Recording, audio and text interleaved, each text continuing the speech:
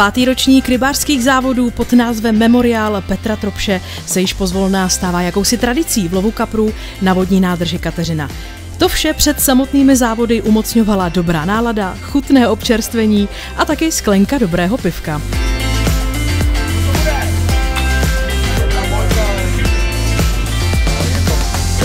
Chtěl bych vás přivítat na dalším ročníku Kart Maratonu Kateřina Memoriálu Petra Tropše. Pravidla všichni si myslím, že znáte z propozit. Každý tým má 2 bojky. Čestný a dlouholetý člen rybářského svazu, pan Václav Pondělík, se hrdě ujal losování lovných míst, které byly zahrnuty do 3 sektorů s počtem 28 závodních týmů.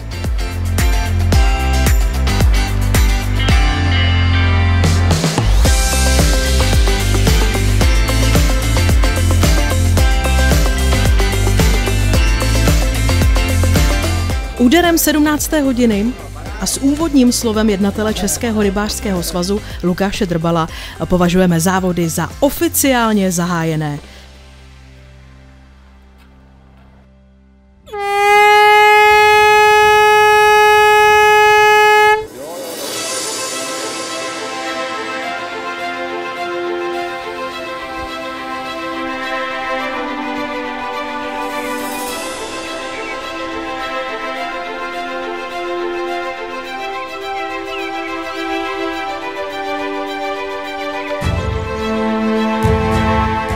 Po nezbytném vybudování táborů a rybářského zázemí, určeného pro delší pobyty v přírodě, přichází také první důležitá fáze.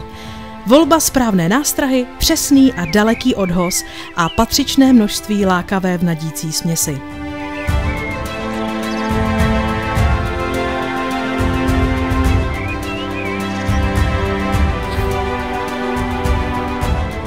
Efektivní odhoz pomocí speciálních prutů s krmnou raketou anebo vrhací trubka zvaná Kobra je jeden z nejvyužívanějších způsobů, jak dosáhnout vzdálená lovná místa.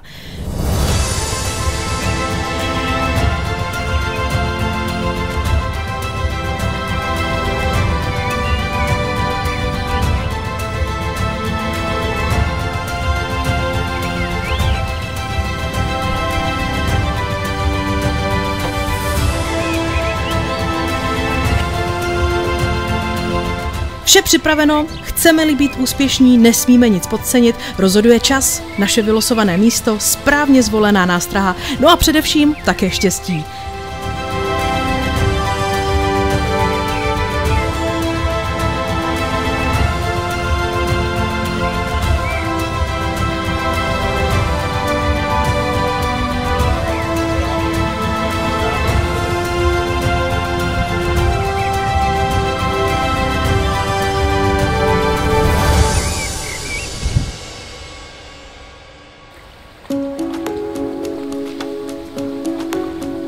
Druhý den časně z rána přicházejí první záběry. O tom, že laťka byla posazená hodně vysoko, o tom není pochyb.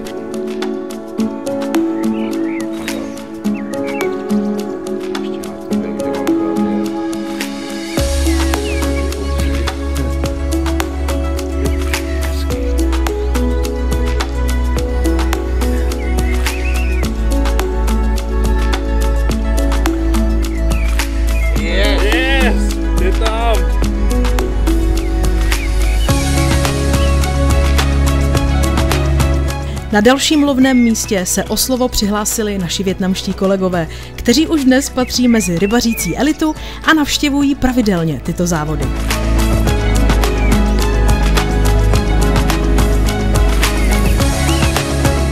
A právě před našimi zraky se roztáčí cívka jednoho z nastražených prutů. Ano, to jsou přesně ty momenty, které nám způsobují štěstí a radost, jež naplňují pocit našeho konání.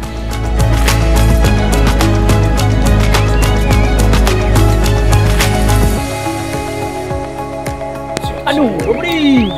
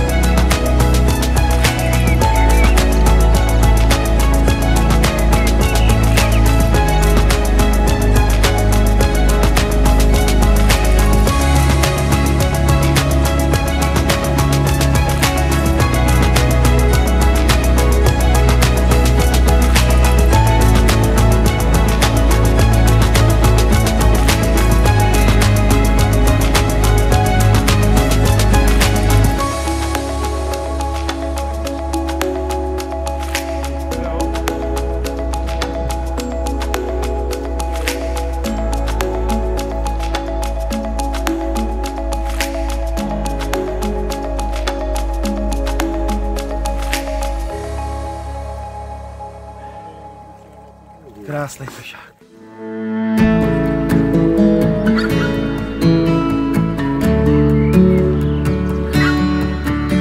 Následující ráno se konečně uklidnil nežádoucí severní vítr, který znemožňoval přesné a daleké nahazování.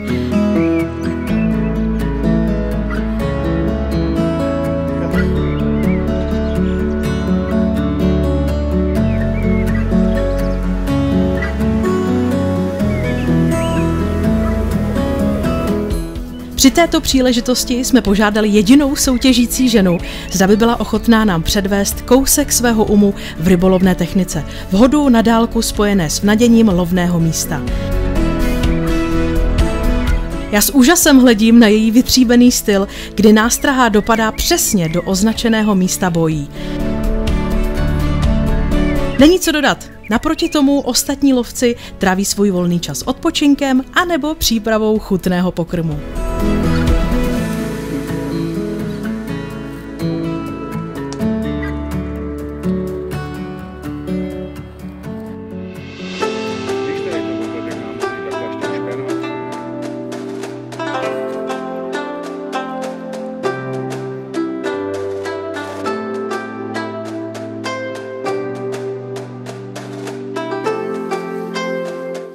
Na protějším břehu ve večerních hodinách směrem od hráze byl zaznamenán úlovek druhého vietnamského týmu.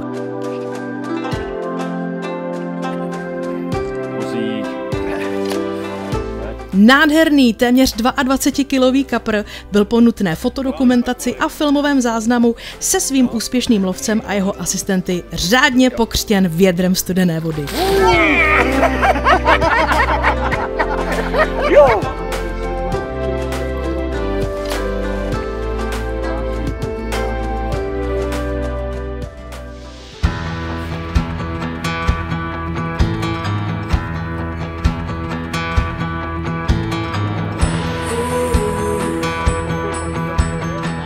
Nejmladší členové rybářského svazu si na vlastní kůži odzkoušeli, jaký je to pocit se alespoň na krátký čas stát účastníkem závodů na Kateřině.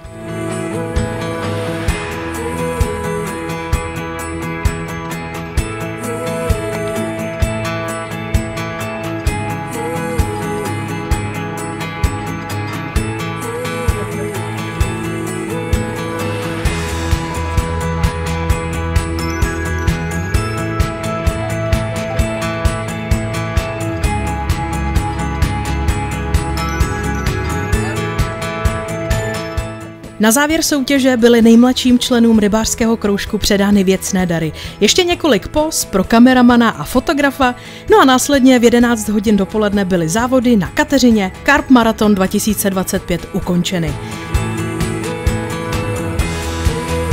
Konec Carp Marathon Kateřina Memoriálu Petra Tropše.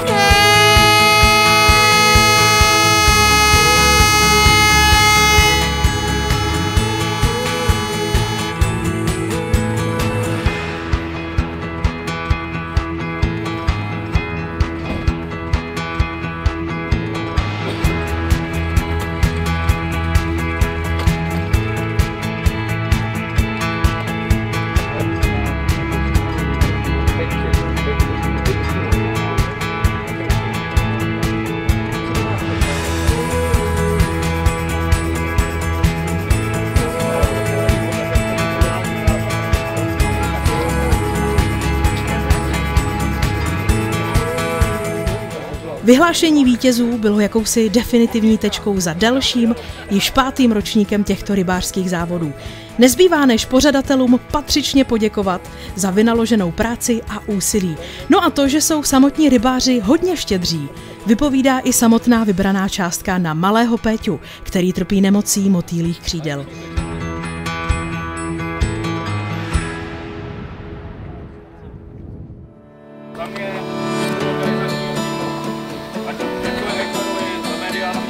V sektoru u Šimona se na 3. místě umístili Gringos.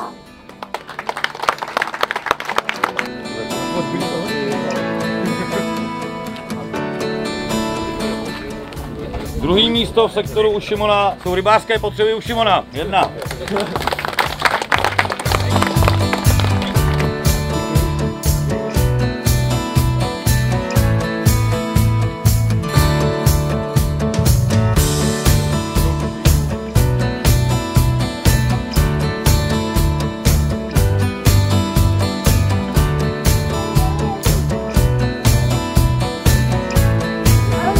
Tak a konečně první místo. H-Carb s váhou 58,93 kg.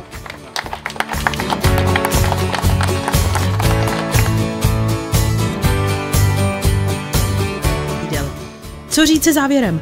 Ještě jednou poděkovat oficiálním sponzorům za věcné dary, no a to, že se závody opravdu vydařily, o tom není pochyb. Tak zase někdy příští rok 2026 nashledanou. A nebo spíš Petrův zdar.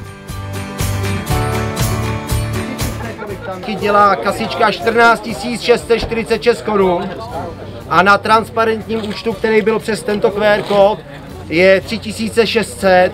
Děkujeme.